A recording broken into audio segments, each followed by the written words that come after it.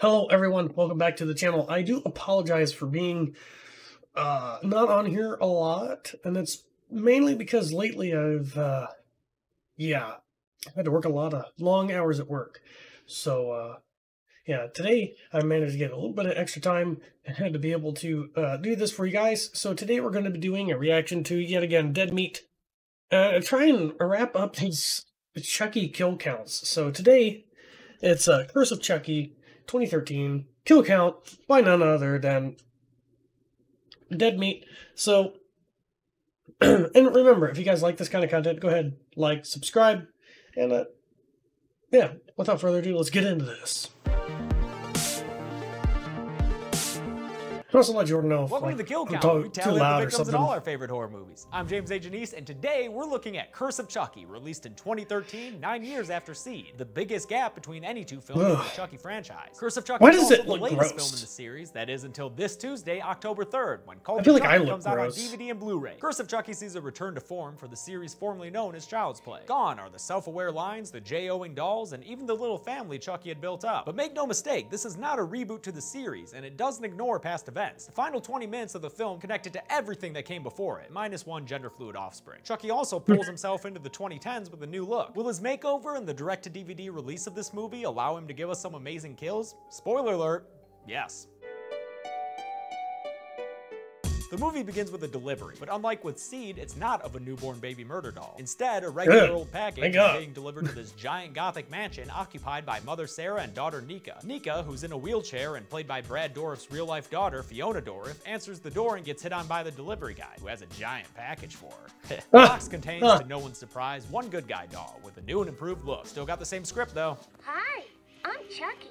Wanna play? Neither mother nor daughter knows where it came from or who sent it though, so Sarah trashes it right away. That night we hear some screaming, and after Nika takes the house's elevator downstairs to the ground floor, she discovers a very reflective pool of blood that makes her scream and sends her to what's basically the Baby Jane phone to call the police. Looks like Sarah's our first kill of the film, lying in the middle of the floor, having been stabbed by Chucky with some scissors, which we see later in a flashback, but I'll just show it right now. And already this movie's tone is drastically different than the two that came before it. For instance, check out this title card. That's pretty sleek, and Mancini shows a maturity in his filmmaking with stuff like having the camera do a cool spin move around Chucky and reveal a new scene as authorities take Sarah out in a body bag. Later on, Nika gets a visit from her sister Barb. Barb's brought Father Frank along to pray for Sarah's forgiveness, even though Nika and Sarah left the church long ago. So it's never good when they bring in the priest. Sorry, Frank. Also on the scene is Barb's husband Ian, their daughter Alice, who's like regular kid cute, not Andy Barkley crazy cute, and their nanny Jill, who is, well, she's also cute. At least Ian seems to think so. Look at that leer. He goes off to help Jill and Alice, and Barb seems to notice his interest. As Alice is being a big girl and using the potty all by herself, she notices the curtain shift, and after flushing but not washing her hands, she goes and pulls them back to reveal Chucky. There's a little jump scare when he shoots his arm out, but overall, Alice is satisfied with her new giant good guy doll. Cool. How about washing those hands now? Barb is trying to get Nika to move so they can both sell the house since times are hard for her family. We're gonna have to send Alice to public school. The others return. Oh no! Surprised by where Alice not public school. That's okay. Alice says Chucky is her friend to the end and hugs him. Chucky apparently takes some amphetamines because them pupils be doing Requiem for a Dream shit there. Nika offers to cook dinner for everyone, so she gets to work with the poorest knife skills I've ever seen. As she and Alice set the table, Chucky gets up to his old tricks again, pouring some rat poison into one of the bowls of chili. And to her credit, Nika does notice that he's on the floor instead of in the chair now. I like how observant her character is. She's a smart cookie. You know what else I like? Good direction. And this next scene is the best directed sequence since the original trilogy. Dinner is set, none of us knowing which plate is the poisoned one, and as the characters deliberate and change where they want to sit, the camera spins around overhead, giving us a sort of Russian roulette effect where we don't know who's gonna eat the poison, even though, you know, we do all know who's gonna eat the poison. Still, to fake the audience out a few times, Ian does the classic, oh my god, oh this is so good thing, and Alice says her chili tastes funny. But we're not fooled, Curse of Chucky. We all know the most disposable character is gonna be the one who gets got, so it's no surprise when Father Frank starts sweating and excuses himself because he doesn't feel so great. Oh what, he just takes off? Are we gonna have an off-screen poison kill? Chucky, that wasn't very considerate of you. Yeah. We count kills, not guest fatalities. Oh, but wait, now we're at the scene of an accident, and as these cops assess the situation, they pass by two bodies on the ground, giving us our second and third kills of the film. They were victims of a head-on car crash, and you'll never guess who was driving the other car. Actually, yeah, you will. It's Father Frank. And it looks like he's gotten himself into a bit of a pickle there. Officer Stanton tells Frank they're gonna get him out, but when they move the wreckage from around his neck, blood starts pouring out. You done fucked up, Stanton? And it's not just a fountain of blood either. Frank's head rolls back and straight off his body, landing in the back seat of his car while blood spurts from his neck. This kill sets us up for the increased and more realistic gore in this movie. Meanwhile, the Pierce family is hanging out in their spooky castle, watching old home movies that are gonna give us a bunch of retconning. They see Sarah, pregnant pregnant with Nika, and when Jill asks what happened to Papa Pierce, Barb says he drowned that year, just weeks before Nika was born. Then whoever's operating the camera starts filming the best Tommy Wiseau impersonator in Chicago for this barbecue. In fact, the next reel is 15 minutes of them tossing a football back and forth. Alice walks in and says Chucky. I was about to say no way. Hiding, so Barb sends Alice to bed and Jill off to find Chucky. Her search is fruitless except for giving us a couple of jump scares with some clowns and some windows, although she does notice a knife is missing from the kitchen. Then she runs into Barb, and in a sapphic twist, they start making out, revealing that it's actually Barb who's been having the affair with Jill. God,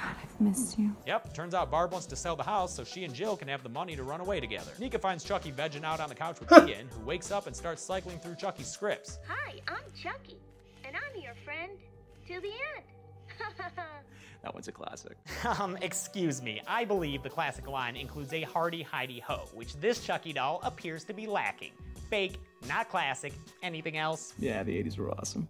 No, they weren't. Nika gives Chucky back to Alice. Some could argue that. She needs to like have my dad. living with her because she For can't sure. take care of herself. A point she thinks is proven when they realize Nika somehow got a knife wound in her leg, but didn't notice since she can't feel it. A storm rages on outside, dripping water into a bucket in Alice and Jill's room as Barb puts Alice to bed for the night. The thunderbolts and lightning are very, very frightening, so Alice turns to Chucky for comfort, hiding under the covers with him, where Chucky finally comes out to play for real, a full 45 minutes into the movie. Oh, that's so gross. You fucking should be. And here's the thing, we're halfway through this movie and this is the first time we've heard Brad Dourif's voice, and to be honest, I didn't even realize. This movie has such better developed characters and production value than the last few films that it feels much more like the original two, and I mean that as a very high compliment. Downstairs, Nika takes the packing slip from the Chucky delivery. I still think that Chucky just looks gross. There's this. The doll came from an evidence depository. She also goes online to everyone's favorite search engine, internet Yeah. search, and looks up Chucky doll evidence, which gives us a bunch of fun little flashbacks to earlier moments in the series, like when it followed the cutest 6-year-old who's ever lived. She looks up a picture of Charles Lee Ray, and hey, it's that dude from the home movie footage. What do you Tommy know? Wiseau? While upstairs, Jill undresses to go to sleep and doesn't see Chucky slip out of the bed behind her. She and Barb start having what must be the lowest ping cyber sex of all time, being just down the hall from each other. And honestly, ladies, this is not the best time to be doing this shit, as your cyber cucked husband sleeps right next to you, Barb. Chucky doesn't really get cyber sex though, so he rudely interrupts Jill, who doesn't really scream or anything when she sees him. Entirely in silence, he kicks open the bucket of rainwater right into the outlet her laptop is plugged into. If only she had charged that shit earlier, man. The water and electricity do their thing, sending shocks everywhere and melting off Jill's one eye. Her death is also in complete silence, even when she collapses onto the ground, which is honestly pretty considerate of everyone else in the house. Nobody likes a noisy house guest. With her cyber sex session interrupted, Barb gets up to go check on Alice, and Ian confronts her about Jill. Barb tries to turn it back around on him, but it turns out he knows. I've seen the way you look at her. Ditto. Ian tells Barb that if she is having an affair, he could easily take Alice away from her, so it's a good thing you put a nanny cam inside Chucky to get some footage to check later. Instead of like going to retrieve that footage and make sure Barb doesn't wipe it or anything, he instead puts in some earplugs and goes back to sleep, ignoring Barb's babbling. Barb goes off to look for Alice, but instead only finds Chucky sitting on the stairs to the attic. Nika sees them upstairs, and there's a real over-the-top dramatic pushing on the two of them. Then some Three's Company level miscommunication happens, where Nika tries to tell Barb about Charles Lee Ray's soul inside the doll, but Barb thinks she's talking about the nanny cam, so she gets mad and leaves her stuck downstairs since the power outage disabled the elevator. But Nika is one of the toughest characters in the Chucky franchise, so she gets to work going upstairs the hard way. Hell yeah, Nika, work them tries. Get swole. Barb heads into the attic to find Alice, but instead the only thing she's able to find is hidden inside Chucky's overalls. Chucky, is that a butcher knife, or are you just happy to see Barb? Oh, it's a butcher knife. Barb then notices some aberrations on his face that definitely weren't there before, and when she picks at them, she finds a bunch of stitches left over from his Tilly movies. He bites at her finger, which scares her to the floor, then hops down and holds her at knife point while he tears off the rest of his face and goes full nihilist on her. There is no God. Then he tells Barb that she has her mother's eyes, so you know what's coming next. Oh, damn, right in the eye. Nika hears Barb scream and starts to crawl towards the attic, but then a freaking eyeball rolls down and lands on the floor. Barb stumbles into view and falls down the stairs, landing on Nika as a Cyclops corpse and our 6th victim in the movie. Guess you could say Chucky has a real eye for clever kills, but now that we're in the full swing of things, Chucky's fine with making his entrance, stalking down the stairs towards Nika with his trusty knife in hand. He crushes Barb's eye and honks at Nika like a goose. And after one quick gander at Chucky, Nika nopes out of there with a spare wheelchair, rolling into Ian's room and locking the door behind her. She wakes up Ian and gives him a quick rundown of the sitch, so he carries her downstairs and into her first floor chair. He leaves her in the garage while he runs back inside to find Alice, and while he's gone, Chucky sneaks in and I don't know about that. in an attempt to kill Nika with carbon monoxide, the silent killer, which is a nickname Chucky will never have. Ian comes back into the garage and thinks Nika be looking crazy, so he suspects that she's the one who killed Jill and Barb. Nika starts having a heart thing that was kind of talked about earlier, and she implores Ian to inject the good stuff under her ribs ribs so he can save her. But he goes super fucking cold-blooded and just stands there letting her pass out. Damn, dude, you got some ice in them veins. The last thing she does before passing out is blurry Chucky on the move. She comes to and finds herself tied to her wheelchair, but it's just crazy fucking Ian who did it, not Chucky. He duct tapes her mouth shut, then goes to his nanny cam footage to find evidence of what's going on. The footage reveals that Chucky had Alice hide in a closet and locked her in it. That's what we call pulling the real kettlewell. Then Ian switches over to the live feed to see Chucky's POV coming into the room. Chucky uses the wheelchair to hit Ian and flip him on his back, then takes an axe over to Ian's prone body and freaking chops his jaw off. God damn, nice going, Chucky. Yeah, damn. Does this take place in Underland? Is this Baron Underbite's origin story? Only like 3 people got that reference. Chucky then turns his attention to Nika, but she's able to free herself enough so when he charges her, he only lands a hit on her leg. It doesn't hurt her, so she's able to just bitch slap him to kingdom come. Then she dislodges the axe from her leg and uses it to straight up decapitate Chucky, whose headless body faints. But we must be back to kill the horror rules because as she's bandaging her leg wound, Chucky gets up behind her and puts himself back together again. No horses or king's men required. He's somehow able to muster up the strength to roll Nika full speed down the hallway and into the banister, sending her crashing down in a kind of beautiful slow motion shot to the ground level floor where she bleeds out. When he goes down to confront her, she tells him she knows that he's Charles Lee Ray, and now things are about to get weird. Didn't your mother ever mention me? I'm an old friend of the family.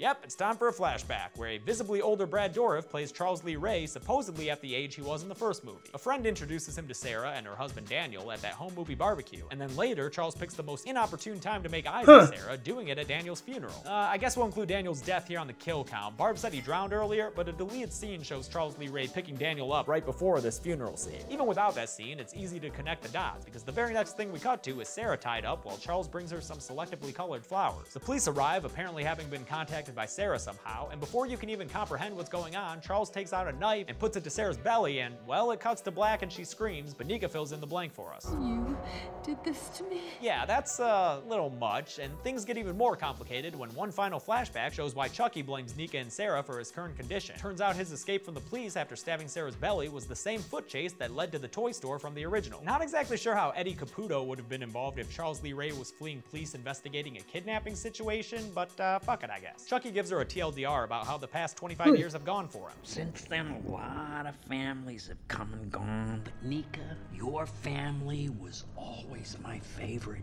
Aw, man, that really hurts. I always thought the Barclays were your favorite. You and Andy had something special, man. Maybe that's why he name drops Andy, insisting he more or less killed Andy by ruining his childhood, but Nika presses him on the point, saying he never actually killed Andy, and that Chucky must have something called completion anxiety. I don't think that's a real thing. She crawls into the elevator, and since he slips on some blood, she's able to close the door and hold it shut against Chucky as he slashes away at her fingers, eventually full out grabbing the knife by the blade and wresting it away from it. You tough as hell, Nika. The final fight begins as Chucky scratches her face and bites into her shoulder before she's finally able to bring the knife down straight into his back. She rips it out and his stuffing snows down upon her. It's a Child's Play miracle, and in true Child's Play spirit, Chucky pops back up and laughs. Officer Stanton arrives at the house since he learned it was where Father Frank spent his last headful hours, and upon hearing Nika's scream, he busts in and finds her looking all crazy inside the elevator. He eyes Barb's corpse, and since Nika's sitting there with a knife, it looks like she got some splaining to do. Chucky chills in a rocking chair, keeping his little plastic mouth shut. Let's get into the denouement of this movie, shall we? Because there's kind of a lot of it. A courtroom scene shows Nika being sentenced to a facility for the criminally insane, and she doesn't really help her case as she's carted past Chucky and starts yelling at him. Alive, you son of a bitch, you hear me? I'm still alive! Yep, just keep laughing your crazy head off, Nika. That'll get you a discharge. Officer Stanton glances at Chucky suspiciously, then takes him inside an evidence bag to his cop car. He calls someone and, wait, says he's on his way and for them not to forget his money? Are we going full Officer Bailey here? Guess so, since Jennifer Tilly pops up and slits his throat from the back seat. Damn, J. Tills, you still rocking it, huh? And that was a much brighter and more bloody throat slit than Bailey. I think Curse may be the goriest film in the series. Tilly laughs to herself and opens the bag with Chucky. So, who's next? You'd think that'd be it, but we've actually got a couple more stops before this train ride is over, folks. First is Tilly taking a good guy-sized box to the post office to overnight Chucky off somewhere. Then we cut to Alice coming home to her grandma's house and wondering where old Mima is. Looks like the package was shipped to her place, and Chucky's standing right behind you, Alice! Alice tries to talk to Chucky about her problems, Mommy and Daddy are dead. but he's just interested in playing games. Hide the soul. Here we go again! He has her close her eyes and gets to work. Yeah, you know the rest by now. Give me the power, yada yada yada. While he's going through the extended director's cut of the chant, the camera pans away to a jump scare with the grandma popping up, suffocating inside a plastic bag. I'll count her as a kill, but what the fuck? Alice didn't hear that going on right behind her? Maybe grandma's pulling the Jill and dying all considerate and silent. Even though it seems like it's over, there's a post-credit sequence in which Chucky joins the Avengers. Just kidding. It takes place 6 months later, and guess who's in it? It's Andy Barclay, like actual Alex Vincent, who played Andy in parts 1 and 2. He gets a package that's very obviously Chucky, meaning I guess the body swap with Alice didn't end up working after all. While Andy is on the phone with his mom, Chucky starts sawing his way out of the box. Longtime Child's Play fans get a ton of treats here. Andy asks his mom about Mike, meaning her and Detective Norris are still together, and we see Andy's diploma from Kent as well as pictures of his foster sister Kyle and a nice promotional shot of him and Karen from the first movie. Chucky finally gets out of the box, but apparently Andy's been planning for this, because Chucky turns around to face a shotgun pointed at him. Play with this. Andy! I'm not gonna count Chucky on this because it was so off-screen and that fucker's hard to kill. Don't worry though, plenty of other people died. Let's find out how many and get to the numbers. Ha! I feel like it's less than the other ones. But... Less than the Tilly movies, but still more than the original trilogy. Of the victims, 6 were guys and 4 were gals, and for once, Chucky's not included on that list. With a runtime of 96 minutes, the longest in the series, that comes out to a kill, on average, every 9.6 minutes. Golden Chainsaw for coolest kill is a tough one here, but I'll go with Ian. We've seen decapitations and eye stabs aplenty, but there's something fun and unique about getting just your jaw chopped off. Adult Machete for lamest kill will go to Daniel Pierce, who got drowned off screen. That's a kill so lame, even his funeral ended up in monochrome. And that's it! Curse of Chucky was released in 2013, and not only returned the series to a more serious tone, but also tied all the previous ones together. I'm excited to see how that pays off with the brand new film, Cult of Chucky, coming out this Tuesday on DVD and Blu-ray. I'll be pulling some all-nighters to get the kill count out for you next Friday, but until then, I'm James A. Janice. This has been the Kill Count. Hey guys, thanks a lot for watching my Kill Count episode for Curse of Chucky. Well, I gotta say, I actually do need to sit down and finish watching all the Chucky films. But I've been real bad about getting over to Jordan's to do that, so please don't hate me on that. But like I've said, I haven't really had the time to do that sort of thing. But anyway, again, if you guys like this kind of content, go ahead, like, subscribe, and go ahead and check out our Patreon and our YouTube membership. When you do that, it helps Jordan and I out. And also, we have a merch store as well. I have a mug of my own, and I think I might have a pillow or something. I don't remember. I'm real bad about that kind of thing. But anyway, again, thank you guys for watching, and until next time, bye!